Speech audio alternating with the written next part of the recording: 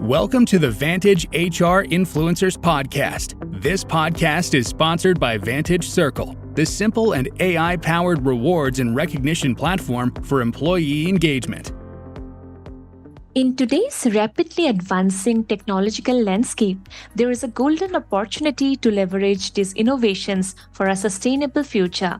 By merging technology with environmental and social principles, we can craft a world where progress aligns with preservation, ensuring a balanced planet for generations to come. Hello listeners, you are tuned into the Vantage HR Influencers Podcast. I'm your host Sushmita, and today we have with us Simin Askari, the Senior VP of Corporate HR and Business Excellence at Dharampal Satyapal Ltd. The focus of today's episode is harnessing technology in the workplace for sustainable development, a path to environmental stewardship and social responsibility. Welcome to the show, Simin. It's an honor to have you here. Thank you so much for having me here on the show, Sushmita. It's a pleasure. Yeah. Would you like to say hi to our audience and a bit about you and your work? Hi, everyone. Thank you for joining in. It's really a pleasure to be on air, talking about something which is so close to my heart and which is so relevant in the days of, in today's world. Right. I'm Simin Askari. I head HR and Business Excellence for the DS Group. We are a very large, diversified conglomerate headquartered in Noida, but present everywhere. There is definitely a part of us touching each of your lives when it comes to our products or services that we offer. And in our practices, we try to be very sustainable and we try to do our bit in terms of contributing towards sustainability and preserving the earth. Great, Simin. So as I have already mentioned that in this episode, we'll be talking about harnessing technology for sustainable development. Let's get right into it. We often hear about the potentials of technology in promoting sustainability, but could you help our audience understand how these two aspects intersect and complement each other in practical terms? So sustainability, I think, is something which is not just a buzzword any longer. It is something that each one of us needs to adopt. We just have one earth, and we need to ensure that whatever we are doing is not impacting it adversely. And this is true also when it comes to the workplaces and how we are, going about doing the jobs that we are doing or the businesses that we are running. Technology has a very, very large part to play in helping us in, the practical applications for sustainability. Technology is basically something that, just helps us in making things more efficient, somewhere also cost efficient and better. And also helps us in, doing our bit when it comes to sustainability. Some examples that sort of come to my mind immediately would be something like energy efficient solutions that we have nowadays, thanks to technology. There's been so much of technology advancement that has come in terms of, the energy efficient appliances that we are using in our homes or the smart grids, or even the advancements in, for example, solar or wind or hydroelectric technologies that are around us, which are helping us sort of reduce the greenhouse emissions, decrease our dependence on fossil fuels, and also reduce the environmental impact around us. So all of that is possible only when we are able to deploy the available technologies properly. So there is immense potential, right, Simin? Absolutely, yeah. However, as HR professionals know, implementing sustainable technologies can be a very complex and it may present a lot of challenges for organizations. So from your experience, Simin, what are some common obstacles that organizations face while adopting these sustainable solutions? And most importantly, how can HR assist employees in overcoming these challenges? So that's an interesting question, Sushmita. Basically, When we talk about sustainability, we tend to look at this word in a very myopic, through a myopic lens, I would say. We think of it only in terms of, energy saving or reducing carbon footprint or reducing the dependence on fossil fuel. To me, sustainability is a much larger, it has a bigger, larger context. Sustainability can be in any of our processes. If we are doing any of the processes in a better manner, making it more efficient for me, that is also sustainable. So we are also, we are a primarily, I would say, manufacturing and sales driven organization. And if we adopt, for example, lean manufacturing, that's also a sustainable way of, adopting the technology to make the manufacturing processes more efficient. In organizations, when we think about bringing in technology to make things more efficient, more often than not, employees start feeling a little jittery and, uncertain about their jobs. And, I would sort of like to take you back to the days when we didn't have computers, and in the 90s, I think 91 or 90s, I think early 90s, the computers were introduced. Right. And that's the time when, or 80s, I think, I don't remember. But anyhow, when it was introduced, there was so much of a resistance, people felt that sabki job chali jayegi, how am I going to be able to sustain? And the same is the case even today. And, today computers are a part of our life. Everyone uses it, and technology is so much part of our life. So when employees start feeling that discomfort of using a particular technology which we are bringing in to bring in efficiencies, the first thing to do is to bring in clarity and communication as to why this has been brought in and what is the impact it's going to have.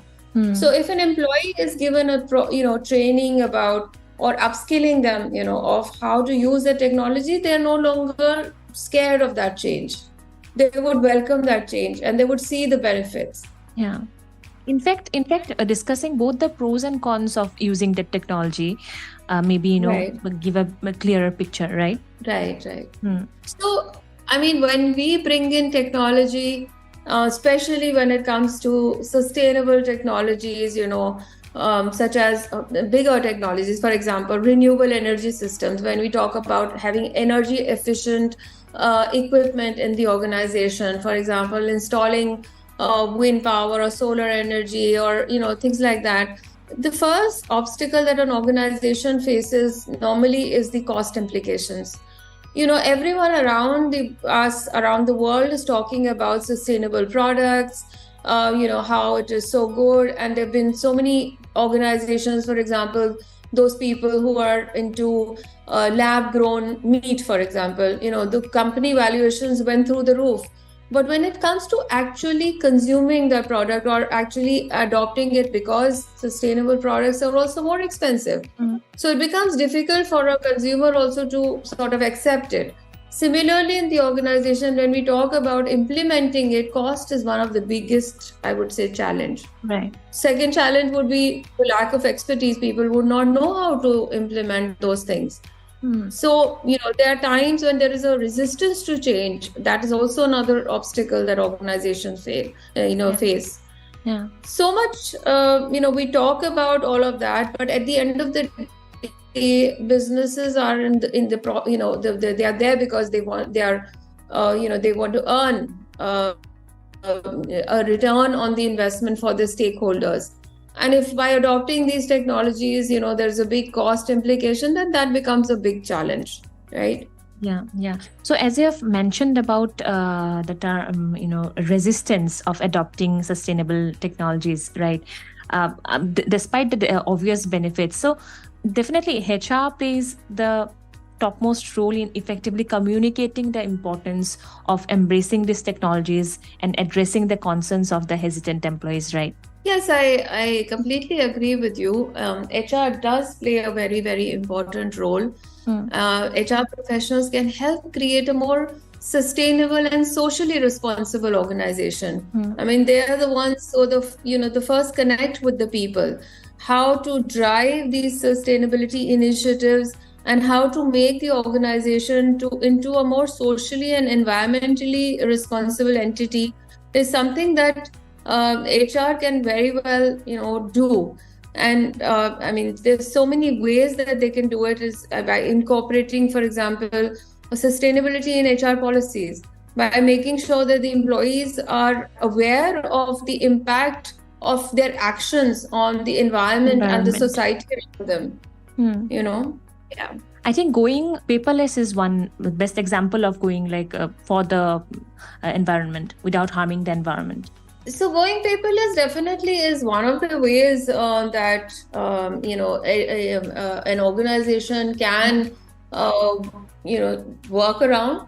I would say, when it comes to sustainable technologies or sustainable processes, every organization starts looking at the lowest hanging fruit, and going paperless is, I would think that would be a no-brainer. Everyone, if not has already done it, should start doing it. But then we also need to look at the other aspect of it. When we are doing that, when we are going digital, that means we are actually then relying a lot more on the tech, the computers that we have, on the mobiles, handsets that we're giving out to people. So these kind of tech assets that we give to our employees, and the implication of this would be the end of life. What happens to these, the e-waste that we would be generating, and what happens to that e-waste? Are we a responsible organization that we are actually sending it to the proper e-waste collection centers, and is it getting disposed of properly or not? More often than not, you will see, and this was a problem when the computers actually came in, that there was huge landfills filled with old computers, and the plastic generation, the precious metals that were thrown away. I mean, you would have heard of the metal minings that was happening there. So organizations need to be careful about these impacts as well. It's not just like because everyone is doing, let's do it, but cost benefit analysis, the ROI implications, the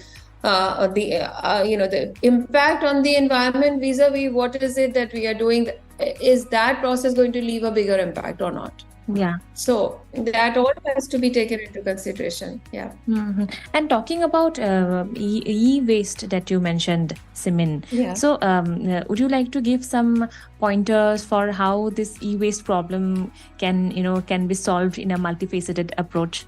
So, e-waste is something that is being generated and we are really not even aware of it, unfortunately. A lot of people don't really think about it. When we exchange our old phone with the new one because a new one has come in and, we're all excited, we really don't pause and think as to what is going to happen to the old phone. The old one, yeah. How are we disposing it off, We are just talking it in our home and we don't even care to throw it sometimes. Yeah, we don't really think about it. The batteries that we are using in various gadgets, we never think about it.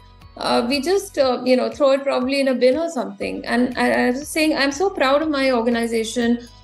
We have a e-waste disposal, bin in the organization, which is placed. Anyone can bring even e-waste from their houses to put it there. And then we send it across to our partners who do a proper recycling of this e-waste. Okay. And they responsibly dispose of these old or obsolete technology devices. Brilliant. So we have partnered with such an e-waste recycling company, and it is handling our e-waste as well as the e-waste of our homes in a proper manner. Yeah, that's a brilliant idea. And totally a well-rounded approach, Simin. Yeah. So if we talk about the people who are full of creativity and innovation, definitely you would agree, I hope, that HR should encourage a culture of creativity and innovation, allowing employees to contribute their own ideas towards protecting the environment and social responsibility, right? Yes, of course. So you see, encouraging employee creativity for sustainable innovation actually requires a lot of effort from HR in fostering a culture of innovation that values and supports new ideas which are focused towards sustainability.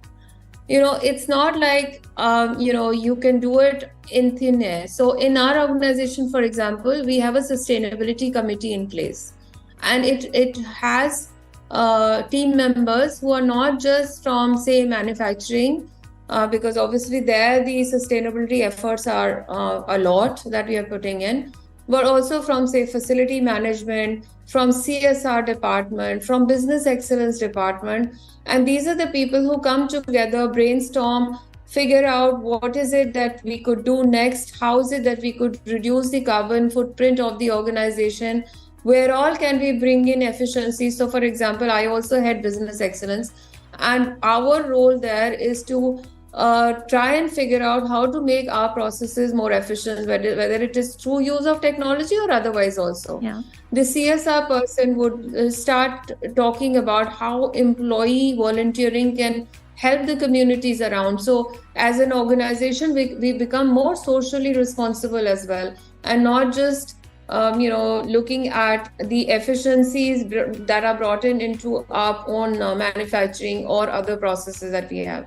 So the manufacturing head, for example, would start figuring out how can we manufacture products which are more sustainable, which are less harmful to the environment around. Our packaging development person would chip in with packaging which is more sustainable.